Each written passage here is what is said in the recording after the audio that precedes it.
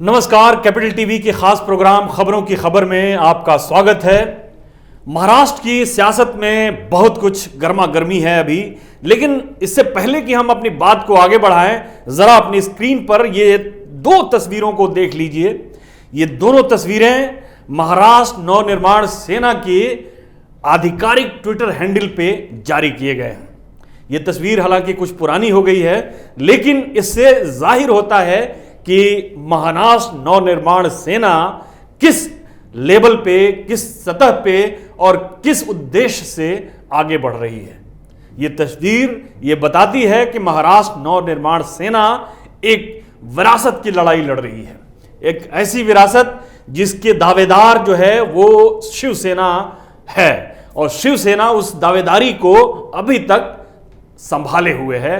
और लेकिन महाराष्ट्र नवनिर्माण सेना के जो अध्यक्ष हैं या उनके प्रमुख हैं राज ठाकरे, उनका उस पर भी, उस शिवसेना के ऊपर भी दावा है, उस जो हस्ती है उस हस्ती के ऊपर दावा है। ये हस्ती है बाला साहब ठाकरे की। महाराष्ट्र की राजनीति में बाला साहब ठाकरे की जो शख्सियत है, उस शख्सियत को शिवसेना अपना मानती है, और शिवसेना के जो उद्धव ठाकरे हैं वो इसके विरासत और उसके अपने असल हकदार कहते हैं। लेकिन राज ठाकरे जब से शिवसेना से अलग हुए 2006 से, तब से उनका ये कहना है और उनके समर्थकों का ये कहना है कि राज ठाकरे ही बाला साहब ठाकरे के असल उत्तराधिकारी हैं। और उनमें जो है, जो राज ठाकरे का अंदाज है, जो बोलने का अंदाज है, जो उनकी शैली है, और जिस तरह से वो लोगों को मिलते हैं या अपने आप को कंडक्ट करते हैं, उससे बाला साहब ठाकरे की जो छवि है वो उनमें नजर आती है। लेकिन जो 2006 के बाद उन्होंने अपनी अलग पार्टी जो एमएनएस बनाई थी, उसने उनको कोई खास फायदा नहीं हुआ। हालांकि शुरुआती दौर में उनको कुछ चुनावी जो है जीत मिली, लेकिन वो जीत ऐसी नहीं थी कि उनको महाराष्ट्र की सियासत में पूरी तरह से स्थापित कर देती। और ये बाद में ये कहा जाने लगा कि राज ठाकरे शिवसेना और भारतीय जनता पार्टी के गठबंधन के एक वोट कटवा नेता के रूप में सामने आए हैं। और राज ठाकरे के बारे में ये भी कहा जाता है कि वो उनको अपनी पॉलिटिक्स जो है वो आगे बढ़ाने की उतनी समझ नहीं है। वो किस पर हमला करना चाहिए और कहाँ रुक जाना चाहिए, उनको ये समझ में नहीं आता। तो ये सारी बातें, इस सारी पृष्ठभूमि के बीच में शिवसेना ने एमएनएस को एक ऐसा सुनहरा मौका दिया कि जिसने उसको महाराष्ट्र की सियासत में फिर से स्थापित कर दिया है। अभी जो राज ठाकरे हैं, जो विरासत की हम बात कर रहे थे, जो शिवसेना का असल वारिस, बाला साहब ठाकरे का असल वारिस कौन है, वो उस ट्वीट में जो है जिस तरह से दिखाया गया है, उसमें जो महाराष्ट्र की जो सियासत में जो शिवसेना ने महाआघाड़ी की सरकार बनाई है, कांग्रेस और एनसीपी के साथ मिलकर, उसने राज ठाकरे को एक संजीवनी दे दी है। एक तरह से कह दीजिए कि राजनीतिक संजीवनी जो है उनको मिल चुकी है। अब राज ठाकरे ये बिल्कुल एक नपे तुले अंदाज में, एक सधे हुए अंदाज में, एक सधे हुए पॉलिटिशियन की तरह अपने कदम को आगे बढ़ा रहे हैं, और बहुत कायदे से बढ़ा रहे हैं। अभी तक जो विरासत की जंग जो है, उस विरासत की जंग में जैसे मैंने कहा कि उद्धव ठाकरे काफी आगे थे, अब शिवसेना को एमएनएस जो है वो पकड़ने की बड़ी जानदार और शानदार कोशिश कर रही है। वो इस तरह से कर रही है कि जैसा कि आपको मालूम होगा कि उद्धव ठाकरे अपने बयान के लिए मशहूर है, लेकिन अब उद्धव ठाकरे ने बहुत तौल के और बहुत नपे तुले अंदाज में अपनी बातें कह रहे हैं, और अपनी पार्टी का जो जनाधार है उसको भी आगे बढ़ाने की कोशिश कर रहे हैं। इसमें भारतीय जनता पार्टी का भी एक बड़ा एक साथ है उसके लिए। महाराष्ट्र नवनिर्माण सेना के लिए ये कहा जाने लगा कि जब शिवसेना ने पाला बदला, तो महाराष्ट्र नवनिर्माण सेना को आगे करने में भारतीय जनता पार्टी की एक बड़ी भूमिका रही। महाराष्ट्र में शिवसेना की वोट बैंकों में सेंध लगाने के लिए एमएनएस जो है वो काफ़ी तैयारी कर चुकी है। ग्राउंड लेवल पे अभी जो है महाराष्ट्र में जो इनके ट्विटर हैंडल्स हैं एमएनएस के, उससे ये जाहिर होता है कि ग्राउंड लेवल पे कार्यकर्ता तैयार करने की कोशिश की जा रही है, ग्राउंड लेवल पे सबको खड़ा करने की कोशिश किया जा रहा है। सबसे पहला लक्ष्य जो राज ठाकरे का और एमएनएस का जो लग रहा है वो ये है कि स्थानीय निकाय के चुनाव के ऊपर ध्यान केंद्रित किया जाए और स्थानीय लेवल पे और लोकल लेवल पे, ज़मीनी स्तर पे कार्यकर्ता तैयार किए जाएं, लोगों का समर्थन जुटाया जाए। इसके लिए सबसे पहले उन्होंने हिंदुत्व को, जो शिवसेना ने उसको अलग कर दिया था, और हालांकि बाद में जब इन्होंने अपना भगवा झंडा बदला, सावरकर को साथ में लेकर आए, तो शिवसेना के कान खड़े हुए और शिवसेना ने कहा कि हमने तो भगवा कभी छोड़ा ही नहीं था और न ही हिंदुत्व को छोड़ा था। तो ये शिवसेना की घबराहट थी। और उसके बाद जो है बहुत सारी और भी चीज़ें आने लगी जिसमें शिवसेना काफ़ी बैकफुट पर लगी, कभी इधर कभी उधर, कभी हाँ कभी ना। एमएनएस के को देखते हुए, एमएनएस के हमलों को देखते हुए, एमएनएस की जो आकांक्षाएं हैं उसको देखते हुए शिवसेना को इधर उधर कई बार पलटी मारनी पड़ी, कई यू टर्न लेना पड़ा, खासतौर पर नागरिकता कानून को लेकर और जो एनआरसी का मुद्दा है उसके ऊपर, बांग्लादेशियों के घुसपैठ के ऊपर, इन सारे मुद्दों पर उद्धव ठाकरे को कई बार इधर से उधर और उधर से इधर का बयान देना पड़ा।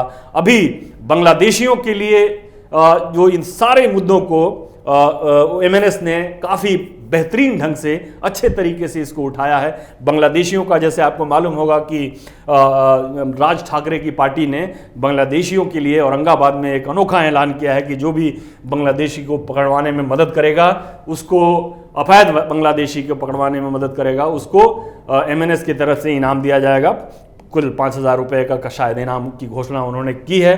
तो ये एक अपने आप को ये जो उद्धव ठाकरे से अलग करने की जो कोशिश है, उस कोशिश में ये जाहिर है कि एमएनएस की तरफ से, राज ठाकरे की तरफ से ये कोशिश की जा रही है। दूसरी तरफ कांग्रेस और एनसीपी ने राज ठाकरे की मुश्किलें जो है वो लगातार उसमें इजाफा किया है, कभी उनको सहज महसूस नहीं होने दिया है। हमेशा जब से इनकी सरकार बनी है, हमेशा उनके जो वैचारिक विरोधाभास है, उस वैचारिक विरोधाभास के ऊपर इन दोनों पार्टियों ने जबरदस्त तरीके से आघात किया है और शिवसेना को इसमें आघात पहुंचाकर एक तरह से कांग्रेस और एनसीपी ने राज ठाकरे की मदद की है।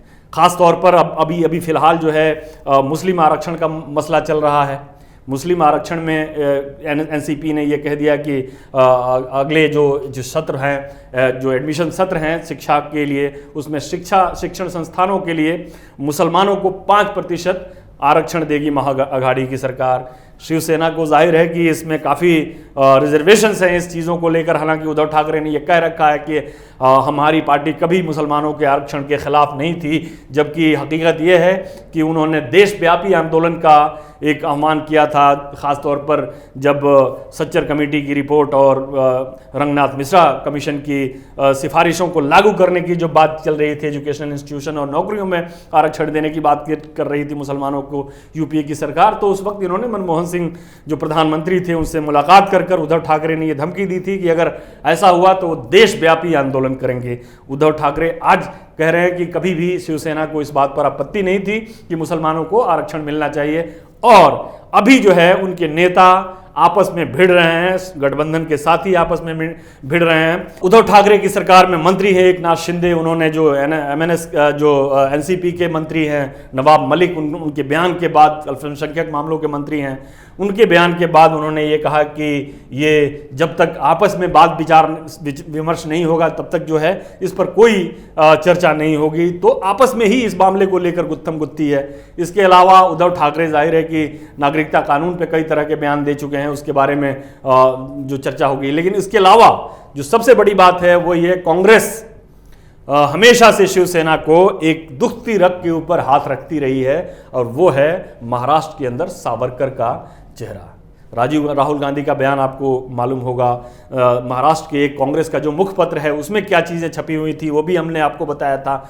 मध्य प्रदेश में सावरकर के ऊपर क्या कहा गया, जो मध्य प्रदेश का जो एक पम्फलेट छपा था मध्य प्रदेश कांग्रेस का, उसमें क्या कहा गया, ये सारी चीज़ें जो है रिकॉर्ड में मौजूद हैं।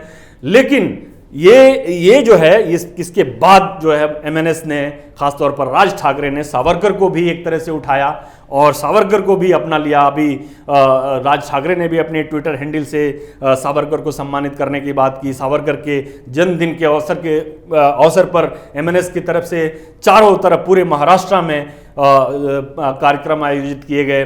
इसके अलावा अलग अलग सांस्कृतिक कार्यक्रम आयोजित किए जा रहे हैं महाराष्ट्र के, पूरे महाराष्ट्र में संगीत का कार्यक्रम अपना आयोजित किया जा रहा है। वरिष्ठ नागरिकों के लिए मैराथन का आयोजन किया जा रहा है। नवनिर्माण सेना ने जो है एक तरह से एक अपने आप को एक रिकैलिब्रेट करने की पूरी कवायद जो है वो पूरी कर ली है।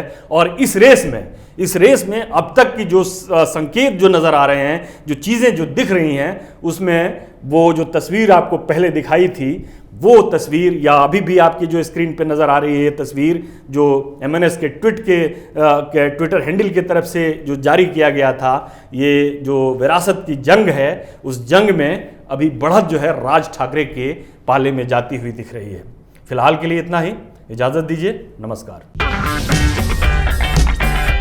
अगर आपको हमारा वीडियो पसंद आया हो तो इसे लाइक करें, हमारे चैनल को सब्सक्राइब करें और हाँ, बेल आइकन दबाना ना भूलें ताकि आप तक हमारे वीडियो की नोटिफिकेशन पहुंचती रहे।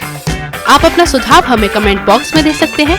हमारे साथ जुड़ने के लिए शुक्रिया।